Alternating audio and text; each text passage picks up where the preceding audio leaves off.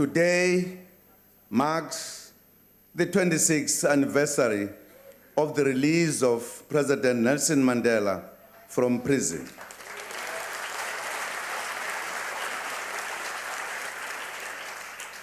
Which was one of the most remarkable episodes in the history of our country.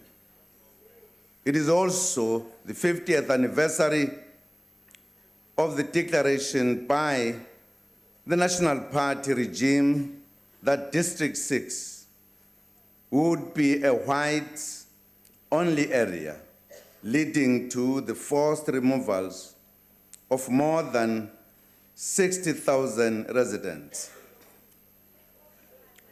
The year 2016 also marks the 20th anniversary of the signing into law by President Madiba of the Constitution of the Republic. The signing took place in Sharpeville on the 10th December 1996. We are proud of our democracy and what we have achieved in a short space of time. Our democracy is functional, solid, and stable.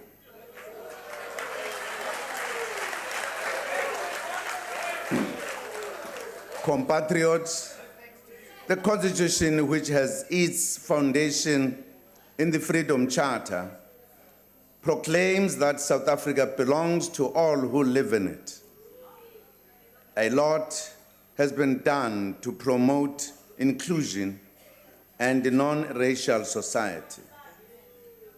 However, the journey to a non-racial society has not yet been completed. The nation was shaken last month when racism reared its ugly head on social and electronic media, causing untold pain and anger. There is a need to confront the demon of racism. Human Rights Day, March 21st, will be commemorated as the National Day Against Racism this year. It will be used to lay the foundation for a long-term program of building a non-racial society. Compatriots, I would like to remind you of a few other important anniversaries. The year 2016 marks 60 years since the Women's March to the Union buildings to demand an end to the past laws. We also salute the class of 1976 for their bravery in standing up against the brutal apartheid regime.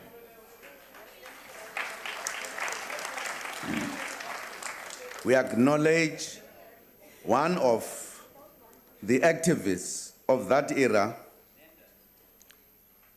the Deputy Secretary of Parliament, Ms. Baby Jawa, who is in our midst.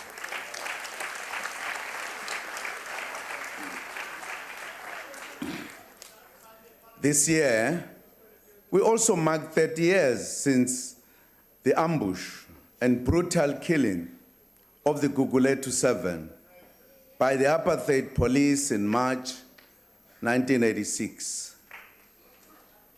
The University of Fort Hare celebrates its centenary, which is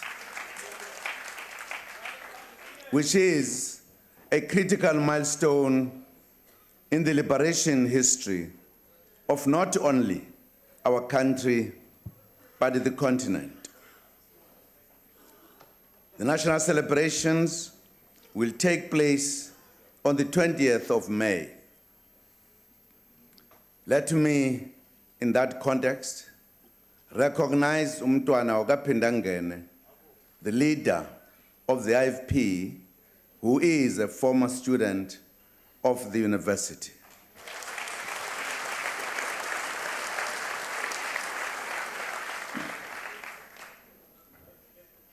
The year 2016 also marks the centenary of the Battle of Devil Woods in France, which took place during the First World War. Scores of soldiers died there, including black soldiers who fought in the war and were treated badly due to the color of their skins, including separate burials and in separate places. A memorial that will restore their dignity and humanity is scheduled to be unveiled in July this year in France. Compatriots, allow me as well to recognize three special guests who are also with us today. The chairperson of the National Church Leaders Forum and Archbishop of Cape Town, Archbishop Thabo Makgoba.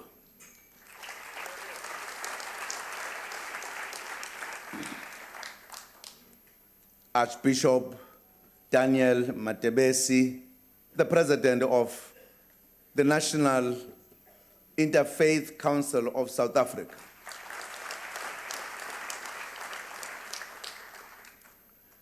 And Bishop Sipho Siwa, the presiding bishop of the Methodist Church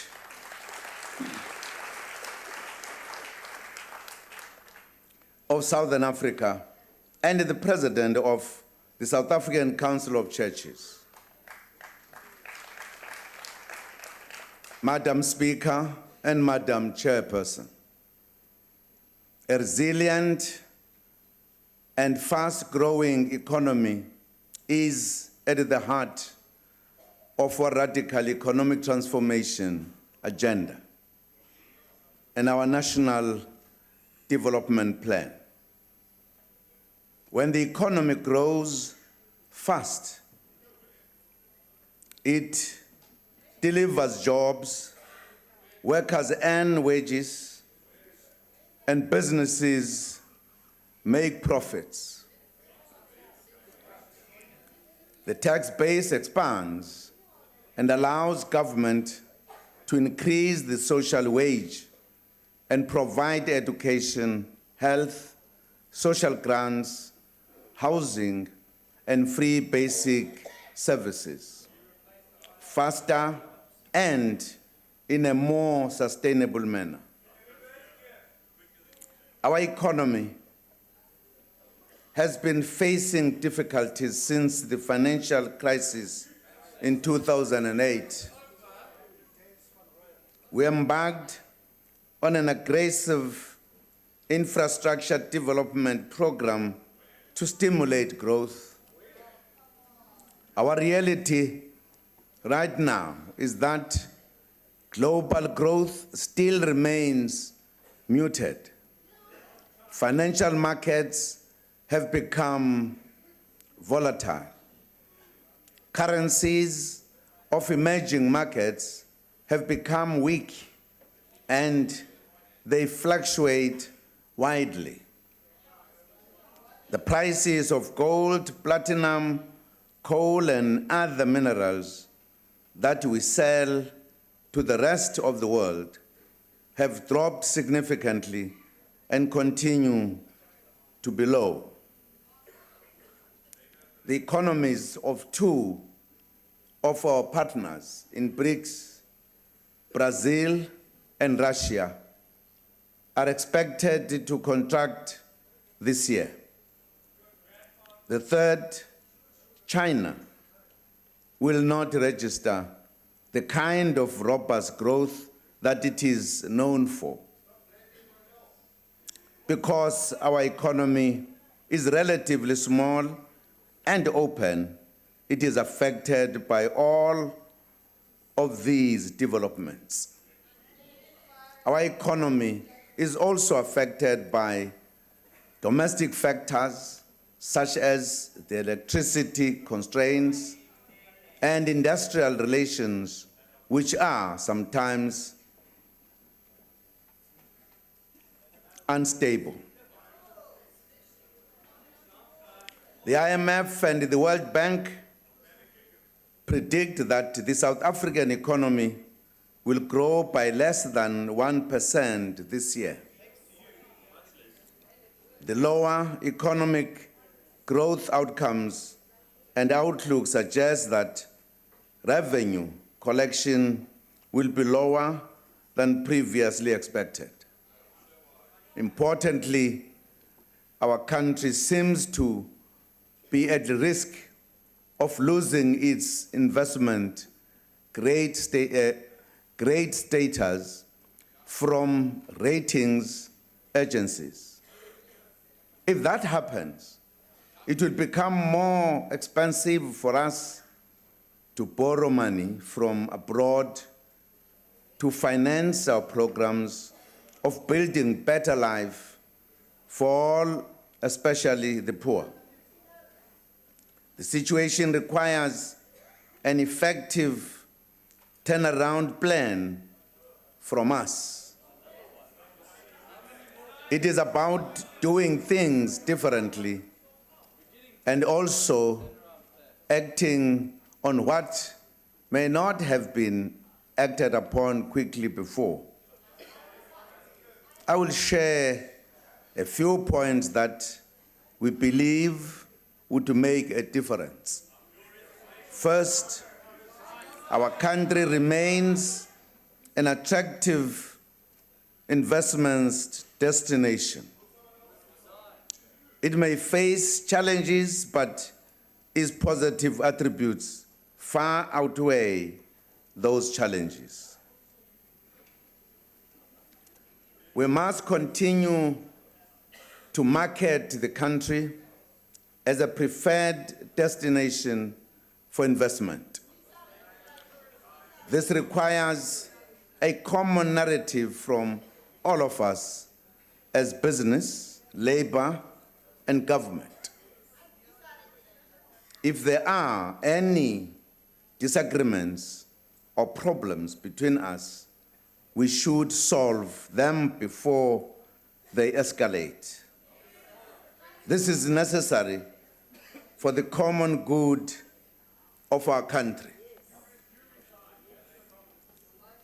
We have had fruitful meetings with business, including the high-level meeting with CEOs on Tuesday this week.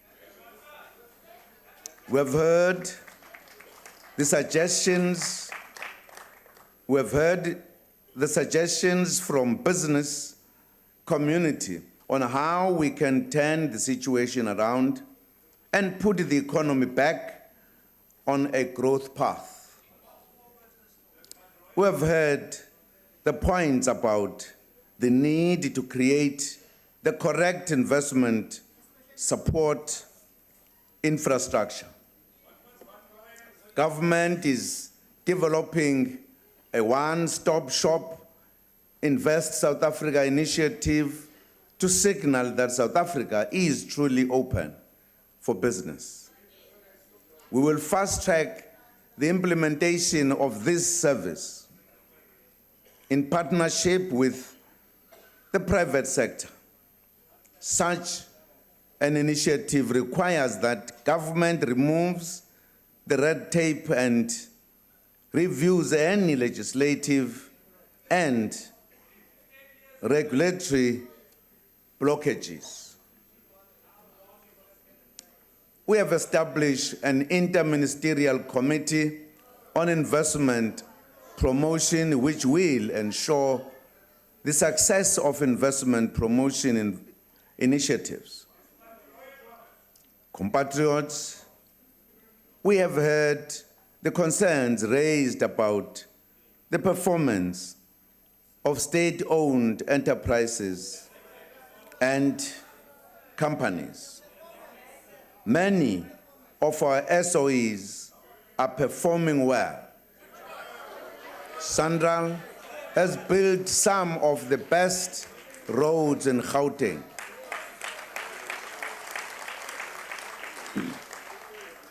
And in many parts of the country.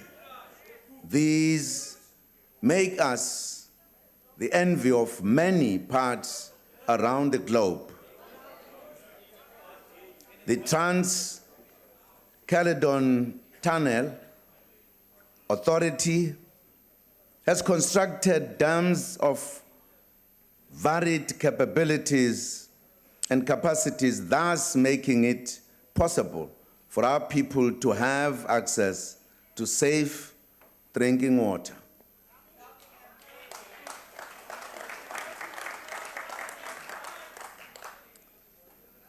Transnet has built rail infrastructure which has enabled our country's mines to move massive bulk of commodities through our ports to markets around the globe.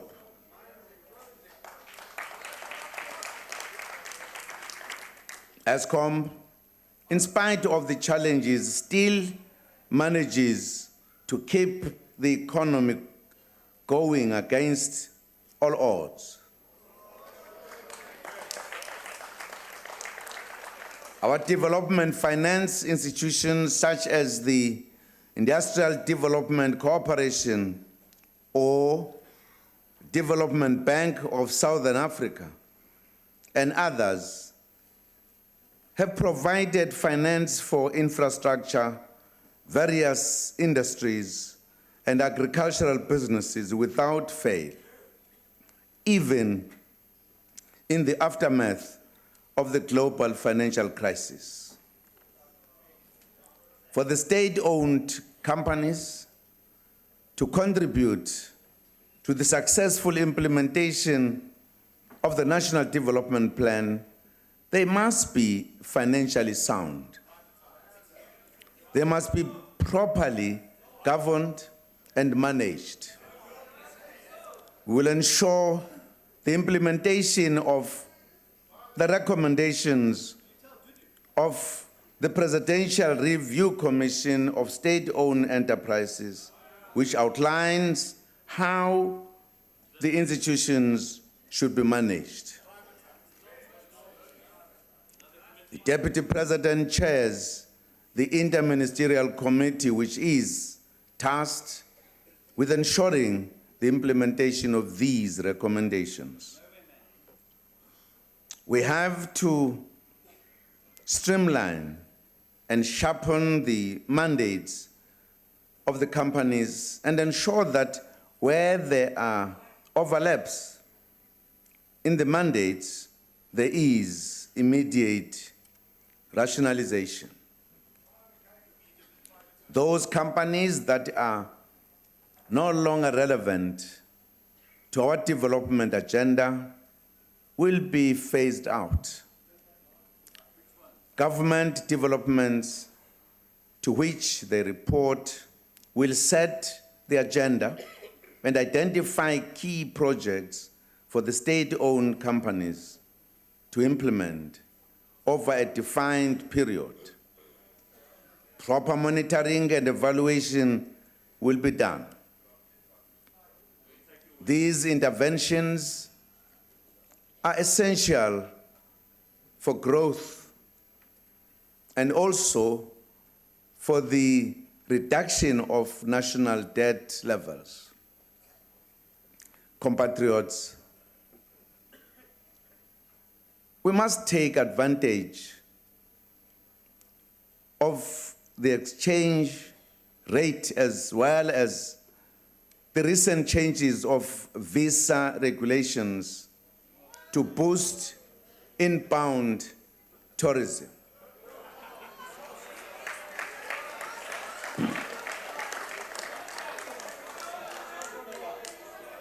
South Africa's tourism will invest 100 million rand a year to promote domestic tourism, encouraging South Africans to tour their country. We have heard concerns from companies about delays in obtaining visas for skilled personnel from abroad, while we prefer that employers prioritize local workers. Our migration policy must also make it possible to import scarce skills. The draft migration policy will be presented to Cabinet during the course of 2016. We've heard the appeals for policy certainty in the mining sector, especially with regards to the Minerals and Petroleum Resources Development Bill. The bill was referred back to Parliament last year. We await Parliament to conclude the processing, which we trust will be done expeditiously. Compatriots, we need to empower SMMEs to accelerate their growth. Access to high-quality, innovative business support can dramatically improve the success rate of new ventures. The Department of Small Business Development was established to provide such targeted support to small business. Economic transformation and Black empowerment remain a key part of all economic programs of government.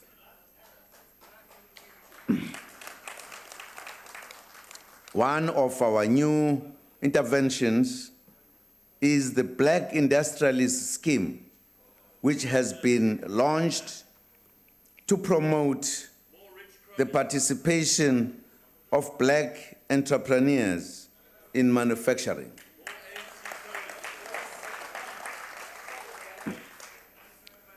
We urge big business to partner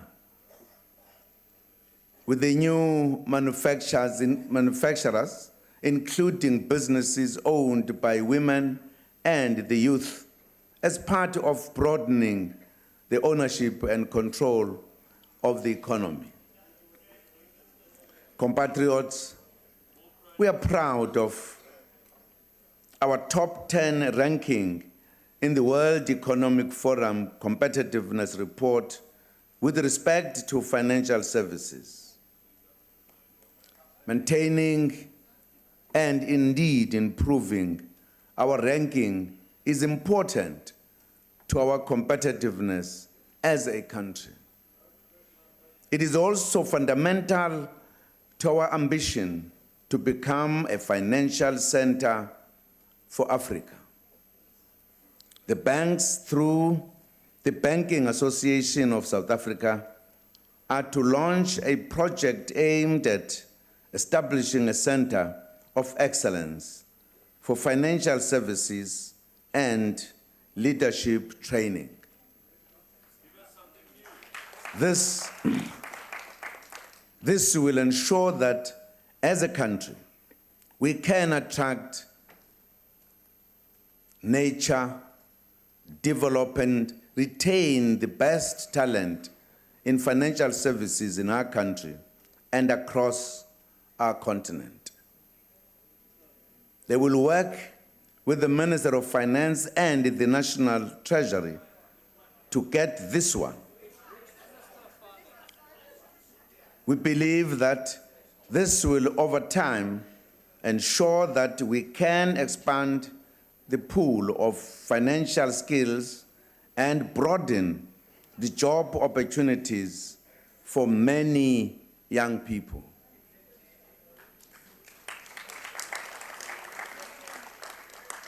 This strategic project from the banking sector is a positive and encouraging outcome of our engagement with business this week.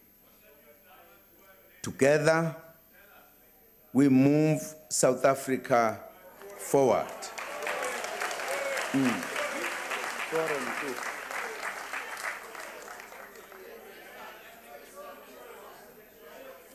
Mase kudibhedwa bobe ngazi bekuthiwani laba babangumsindo. Bobheda babheke le nale nale. Compatriots,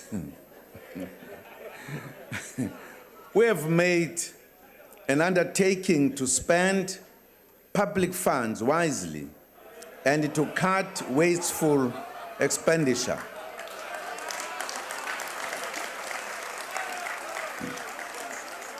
But without compromising on the core business of government and the provision of services to our people.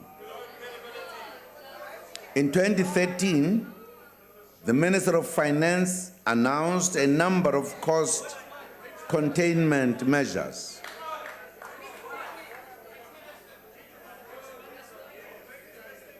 Excessive and wasteful expenditure has been reduced, but there is still more to be done to cut wastage. I would like to announce some measures this evening. Overseas trips will be curtailed, and those requesting permission will have to motivate strongly and provide the benefit of the country.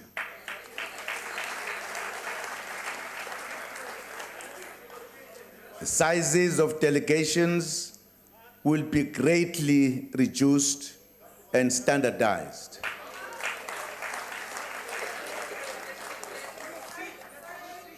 Further restrictions on conferences, catering, entertainment, and social functions will be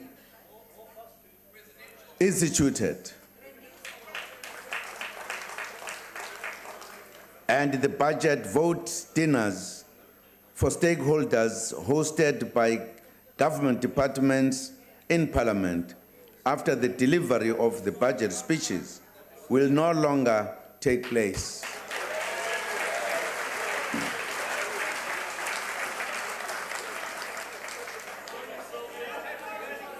The Minister of Finance will announce more measures and further details in the budget vote speech on the 24th of February. Order, members. Don't drown the speaker on the podium. They've been just saying the people are listening in the country, and let the people listen. Bazwe kahle bandla. The executive management and boards of public agencies and state-owned companies must undertake similar measures.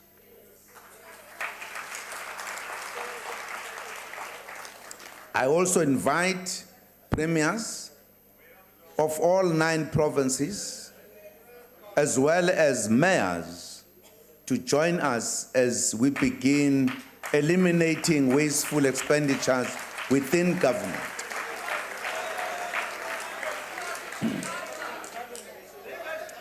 I trust that Parliament and the judiciary will also be persuaded to consider the implementation of similar measures.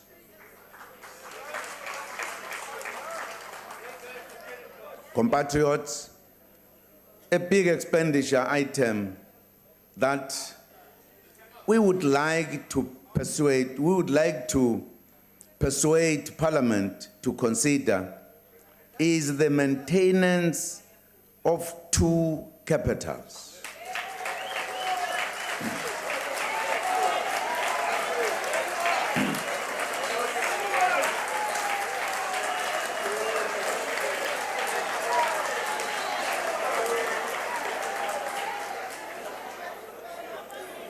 Pretoria as the administrative one, and Cape Town as the legislative capital. We believe that the matter requires the attention of Parliament soon.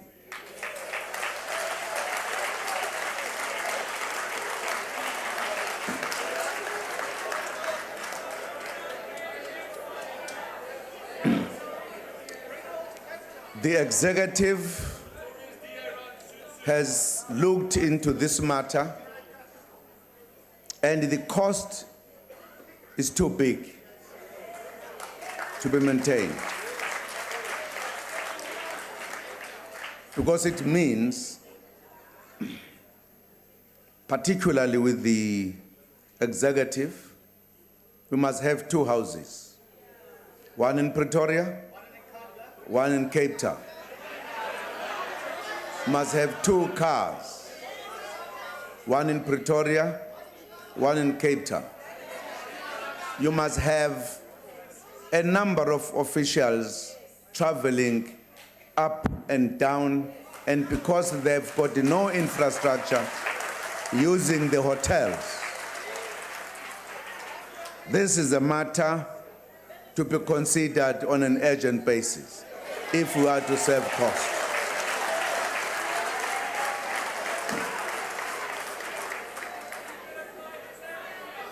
Compatriots, we all have a lot to do to turn the economy around and to cut wastage. We will go through a difficult period for a while, but when the economy recovers, we will be proud of ourselves for having done the right things.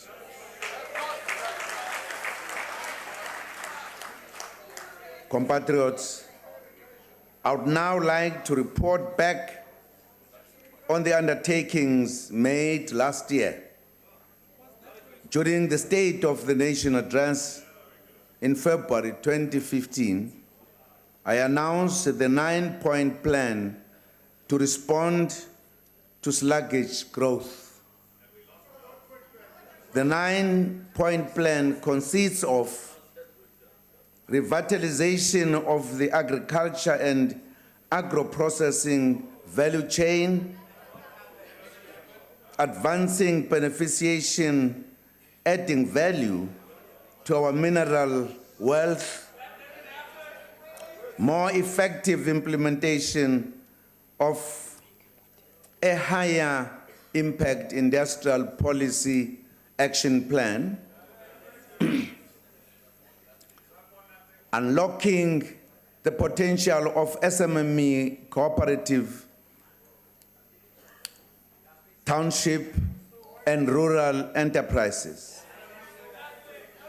resolving the energy challenges, stabilizing the labor market, scaling up private sector investment, growing the ocean economy, cross-cutting areas to reform, boost, and diversify the economy, science and technology and innovation, water and sanitation, transport, infrastructure, broadband rollout, state-owned enterprises. We have made significant progress in the implementation of the plan.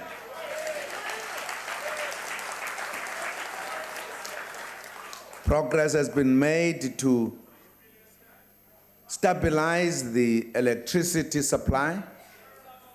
There has been no load shedding since August last year.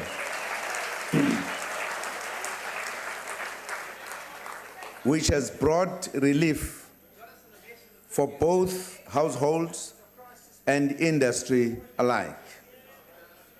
Government has invested 83 billion rand in Eskom, which has enabled the utility to continue investing in Medupi and Kusile, while continuing with a diligent maintenance program. Additional units from Ingula Power Station will be connected in 2017, even though some of them will begin synchronization this year.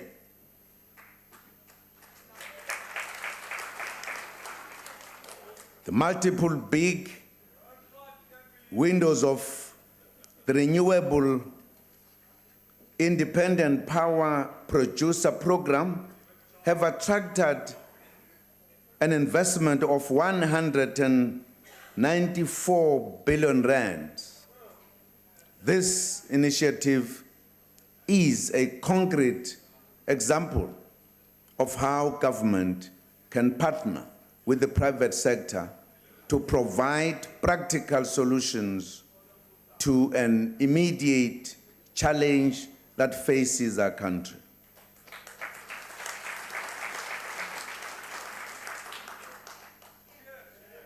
Cheers. Got neat.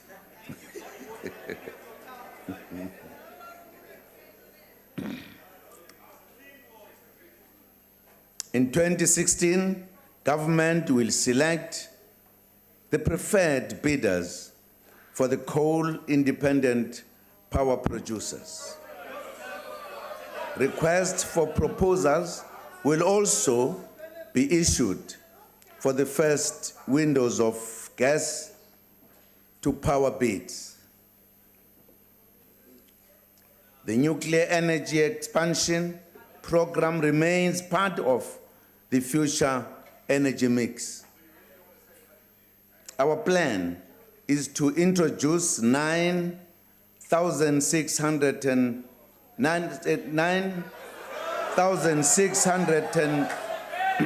megawatts of nuclear energy in the next decade, in addition to running Kubec nuclear power plant.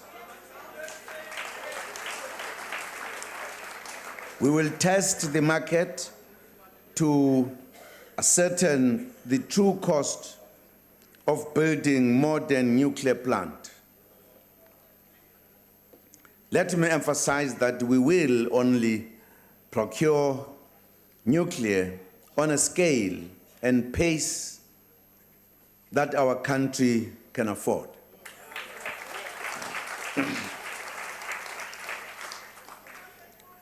Compatriots, our government, through the Department of Trade and Industry, introduced a number of initiatives in the past few years to boost investments in the manufacturing sectors, especially textile, leather, and the automotive sector. Progress has been made in these sectors.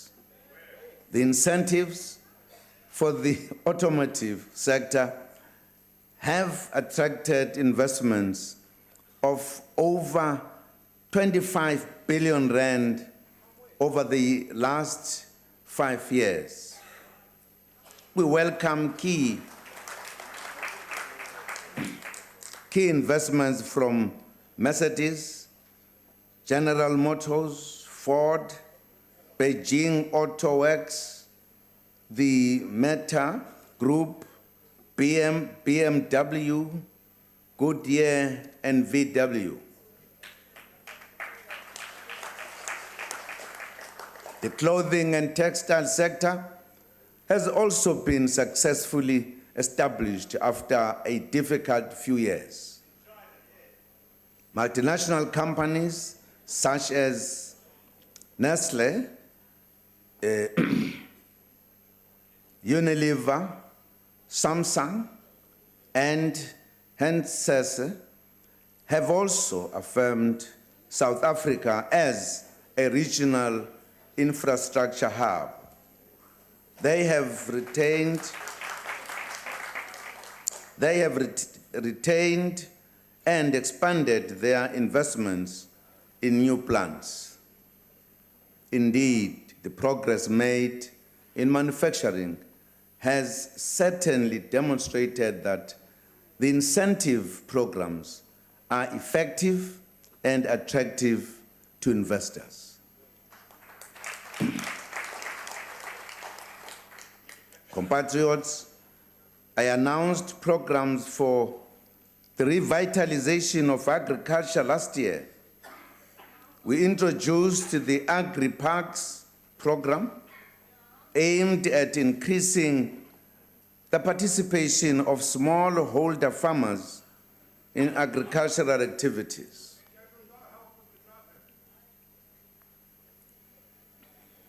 Construction has begun in at least 5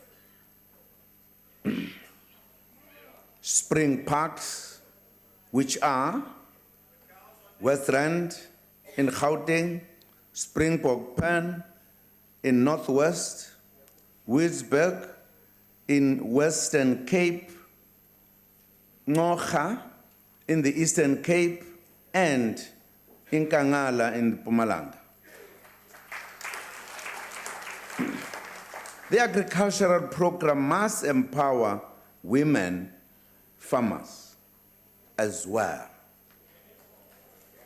Allow me to introduce the winner of the Female Entrepreneur of the Year 2015, Miss Julia Shungube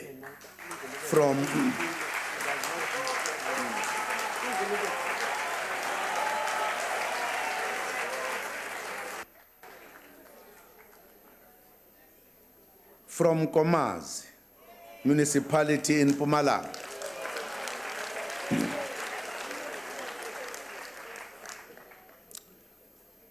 She has succeeded, having come from the security sector.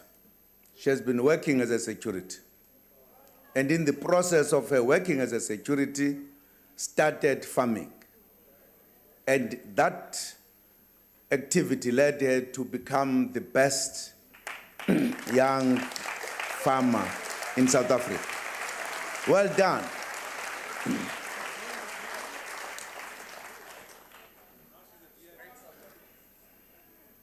Honorable Speaker and Honorable Chair,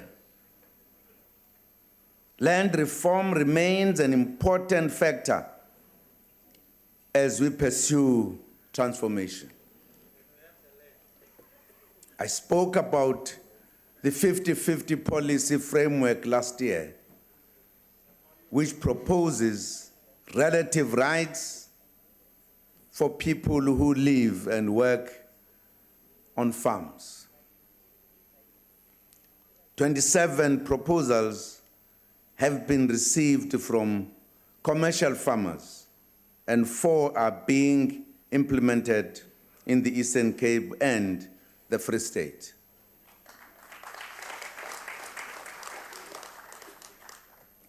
I also announced the regulation of land holdings bill, which should place a ceiling on land ownership at a maximum of 12,000 hectares and would prohibit foreign nationals from owning land.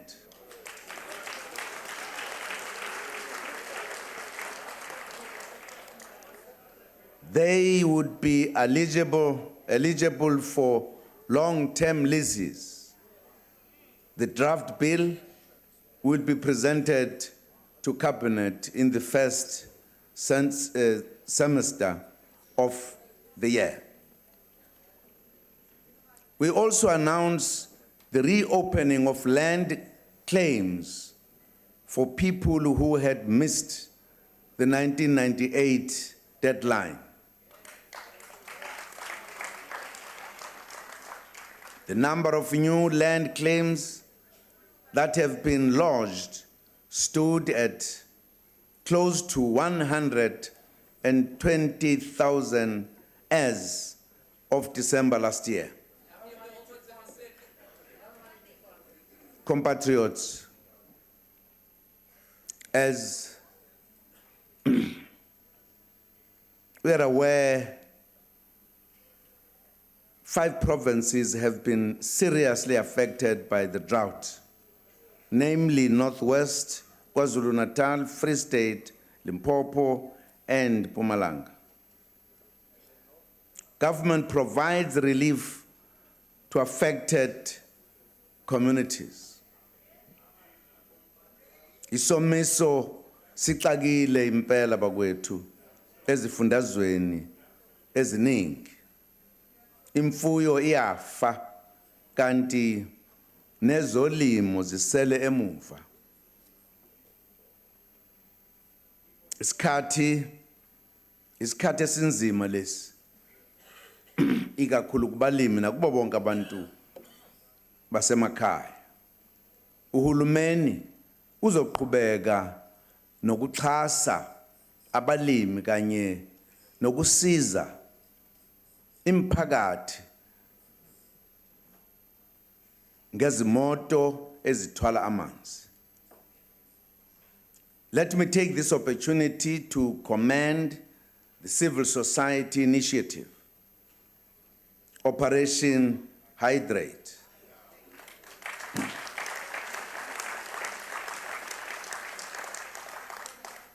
And others for the provision of water relief to many communities in distress.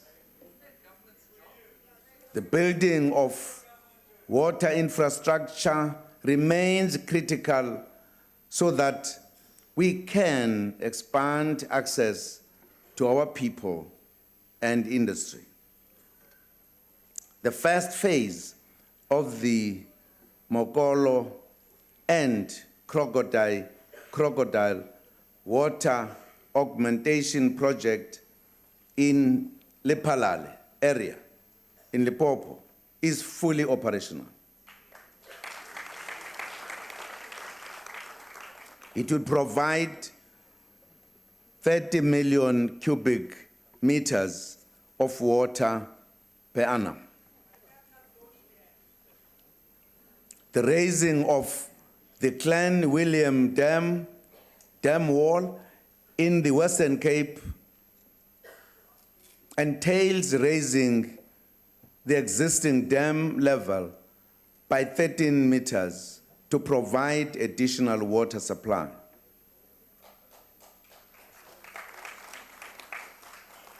To curb water wastage, the Department of Water and Sanitation has begun its program of training 15,000 young people as artisans.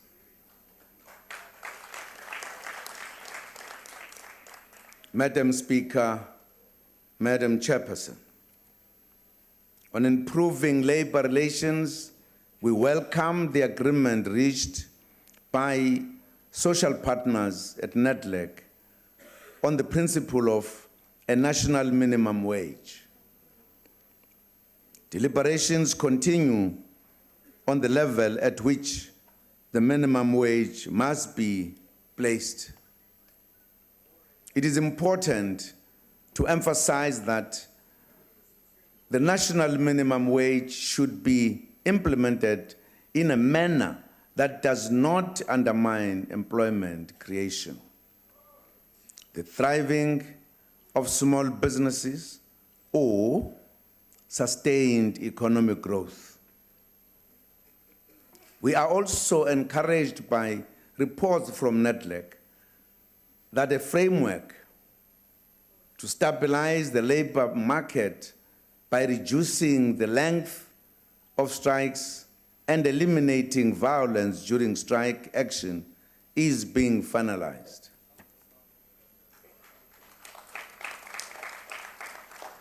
We have heard the concerns of Labor and Tax Amendment Act that I signed into law in December, following its passing by Parliament. Government is in discussion with COSATU about the matter, and a solution is being sought.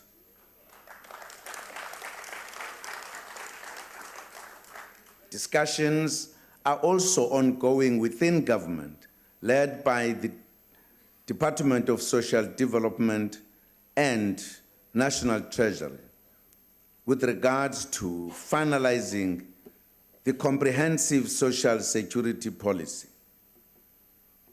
Compatriots, only a few years ago, our mining sector was in turmoil, especially on the platinum belt. The situation has improved, and we commend business and labor for the progress made. Another positive development in the mining sector was the leaders' declaration to save jobs, which was signed by mining industry stakeholders in August 2015. We urge the parties to implement the agreement and to continue seeking ways of saving jobs. We appeal to business again that retrenchments should not be the first resort when they face difficulties.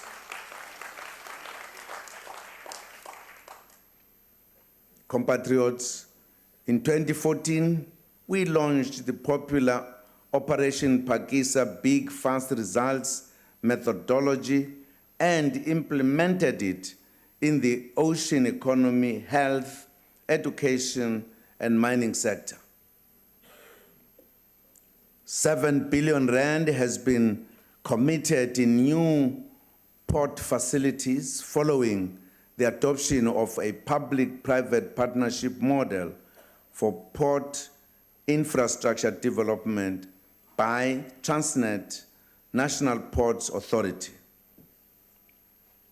Compatriots, we were concerned that South Africa did not own vessels while we are surrounded by about 3,000 kilometers of a coastline. Through the oceans economy segment of Operation Phakisa, we are trying to solve this challenge. I'm pleased that 2 bulk carrier vessels have been registered in Port Elizabeth and a 3rd tanker in Cape Town under the South African flag.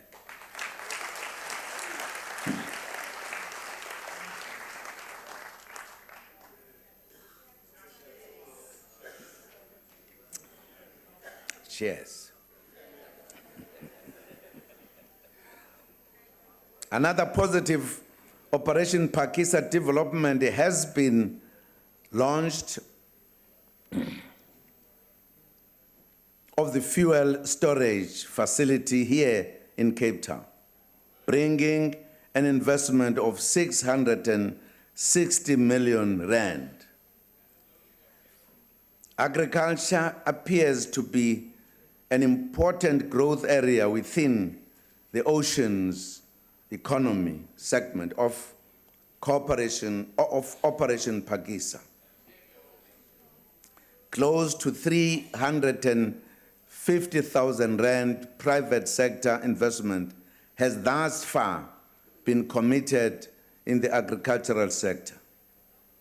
9 aquaculture farms are already in production. These farms are located within the Eastern Cape, KwaZulu-Natal, Western Cape, and Northern Cape. We continue to promote innovation within the 9-point plan program.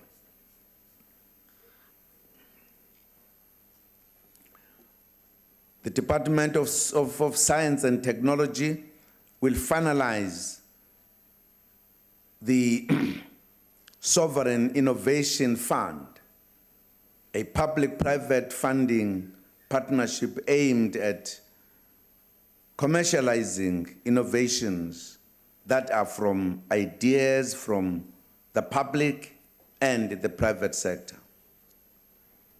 Government will fast-track the implementation of the first phase of broadband rollout to connect more than 5,000 government facilities in 8 district municipalities over a 3-year period. Funding to the tune of 740 million rand over a 3-year period has been allocated in this regard.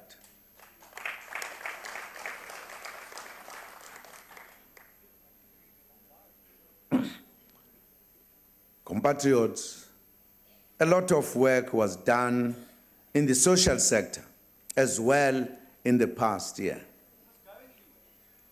Government has responded to the financial shortfall arising from the 0% university fee increase, as agreed in meeting with students and vice chancellors last year. The Minister of Finance will provide the details of education shortfall funding in the budget speech. I have appointed a judicial commission of inquiry into higher education.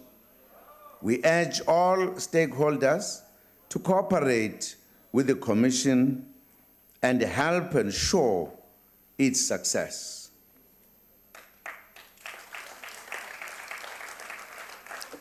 On the health front, the life expectancy of South Africans for both males and females has significantly improved and is currently 62 years across genders.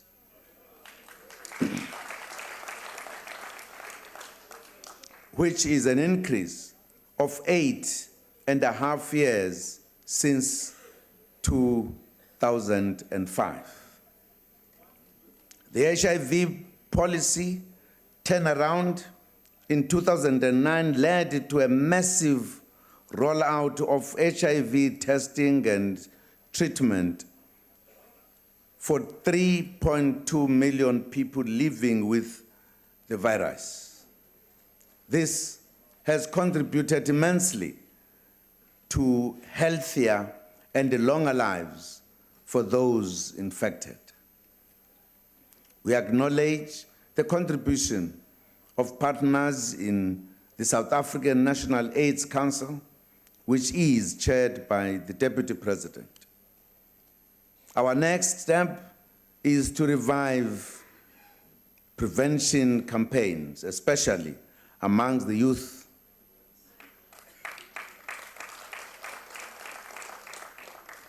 The Minister of Health will soon announce a major campaign in this regard.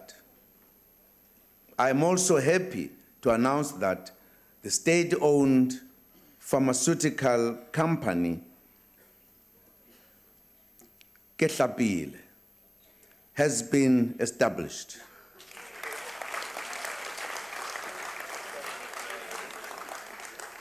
Ketlapela. Ketlape. Pila. Ke yona eo.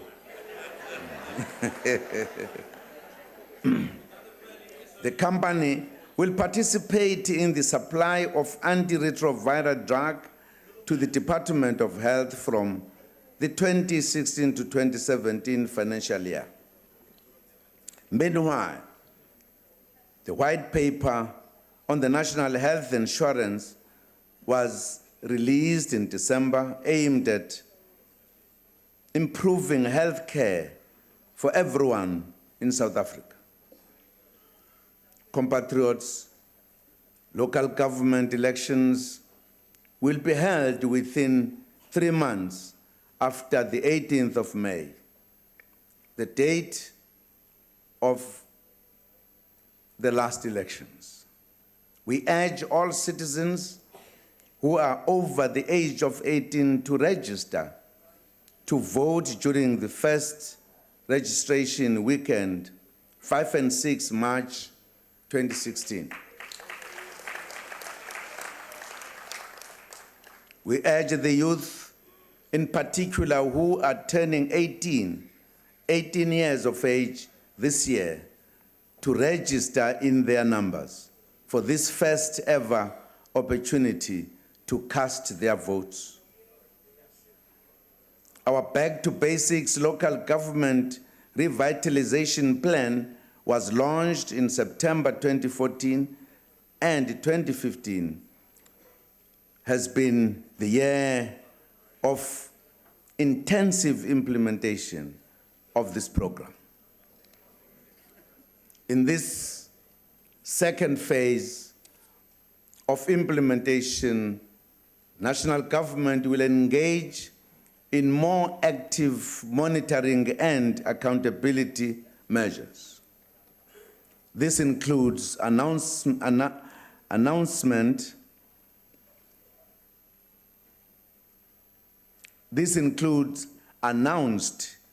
municipality visits, spot checks of supply chain management processes, the implementation of recommendations of a forensic report, site visits of municipal infrastructure grant-funded projects, and increased interventions to assist struggling municipalities.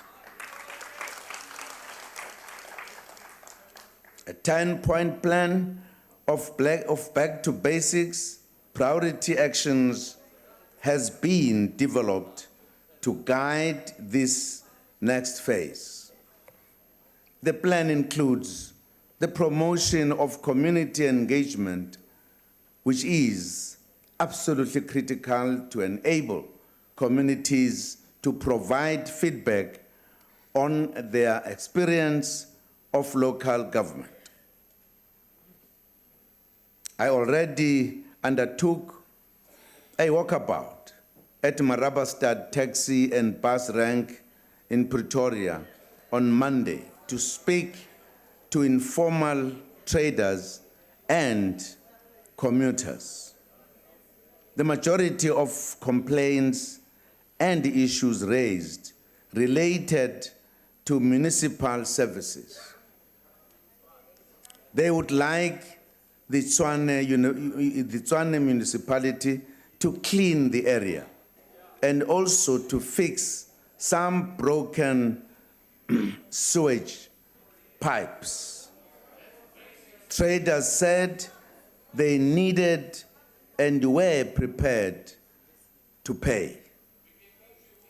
They alerted me that many people in Elandspoort receive RDP houses, but instead of occupying them, they either sell them or rent them out to other people. And they ask government to intervene. Mrs. Baloy, who runs a small business, complained about Nyahupe drug addicts who steal goods from traders. Other commuters said, I must visit Kwaggafontein in the former Kwandebele and see the lack of service delivery. I will visit the area soon.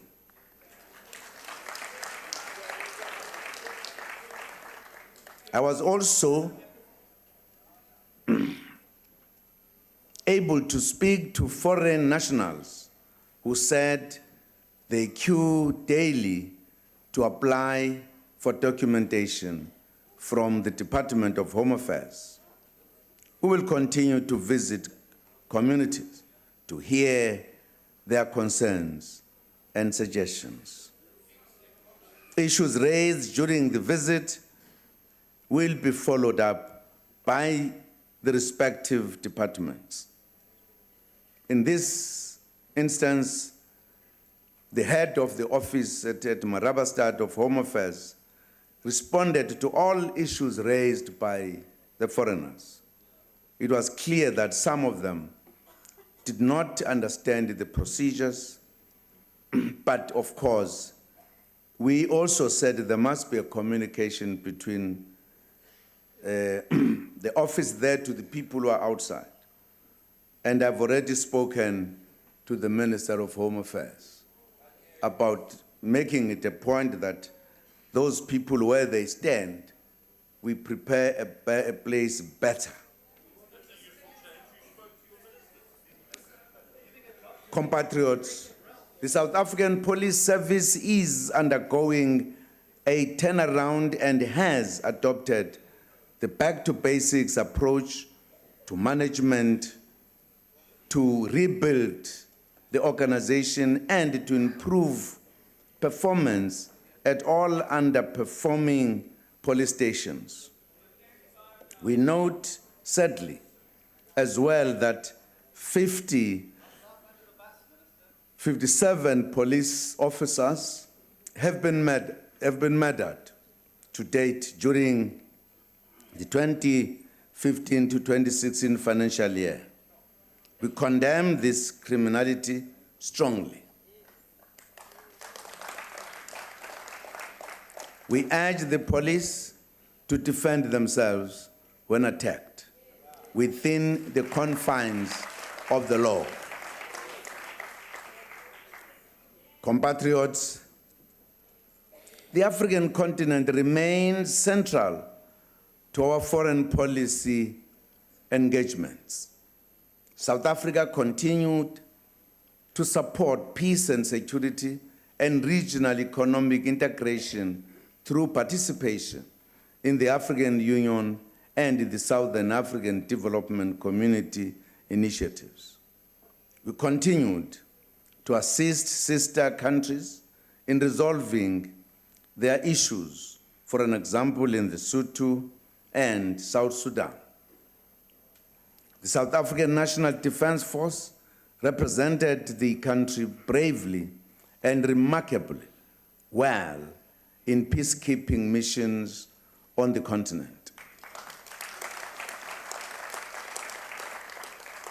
We are truly proud of our soldiers. They will be showcasing their capability in Port Elizabeth from the 13th to the 21st of February, the celebration of Armed Forces Day.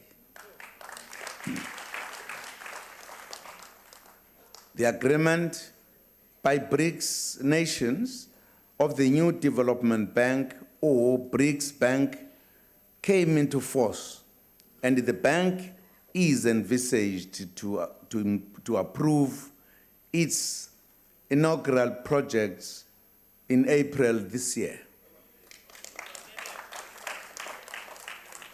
We participated in the India-Africa Summit, as well as the Forum of Cooperation between Africa and China, as we strengthened these important partnerships. China announced investments of $50 billion US, of which South Africa will receive $10 billion US for infrastructure, industrialization, and skills development. On North-South cooperation, we continue to engage. We continue the engagements with the European Union as a bloc, which is our largest trading partner and foreign investor. Over 2,000 EU companies operate within South Africa, creating over 350,000 jobs. South Africa's relations with the USA and Canada continue to strengthen, especially in the areas of economy, health, education, energy, water, safety, and security, capacity building, and the empowerment of women. The renewal and expansion of the Africa Growth and Opportunity Act, AGOA, provides a platform for the enhancement of industrialization and regional integration. All outstanding issues around AGOA are being attended to.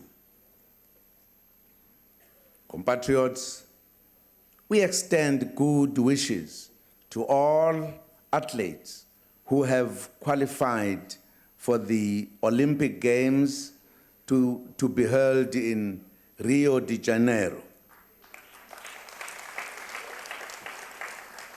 We encourage participation in several programs aimed at promoting health styles and nation building. These include the National Recreation Day, the Nelson Mandela Sports and Culture Day, the World Move for Health Day, the Golden Games, and the Andrew Mlangeni Golf Development Day.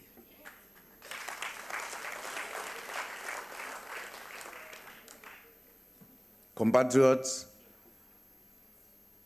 a committee has been established to coordinate the participation of our performing arts legends in nation-building activities in the country.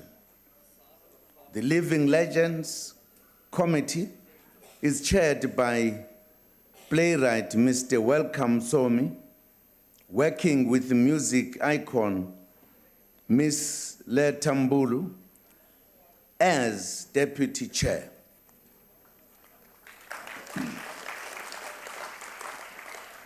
We are also happy that musicians and actors, amongst others, heeded our call to unite and have formed the Creative Industries Federation of South Africa. The presidency has established the Presidential Creative Industries Task Team to support our artists.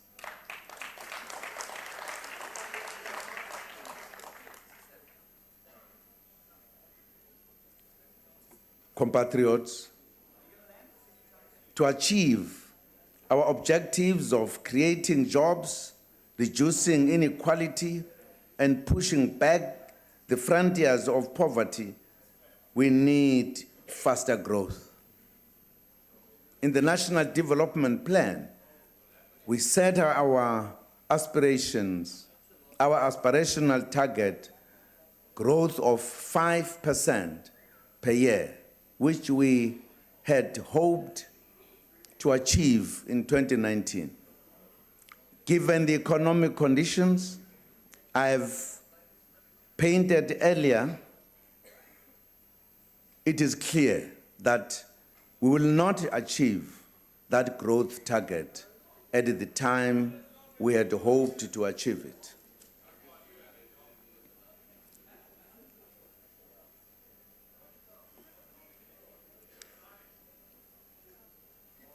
Though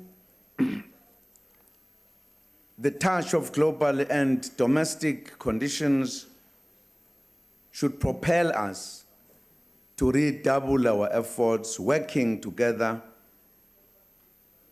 as all sectors. In this regard, it is important to act decisively to remove domestic constraints to growth.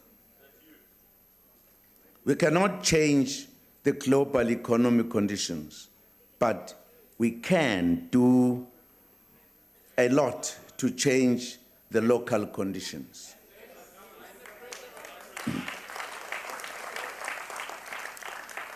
Let us work together to turn the situation around It can be done.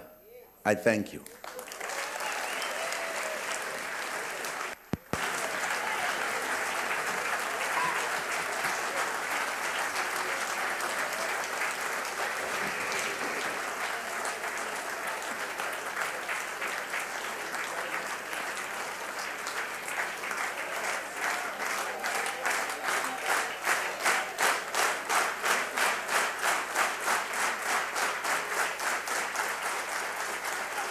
Thank you, Mr. President. Order. After I have adjourned the joint sitting, members and guests should please remain at their places until the procession has left the chamber.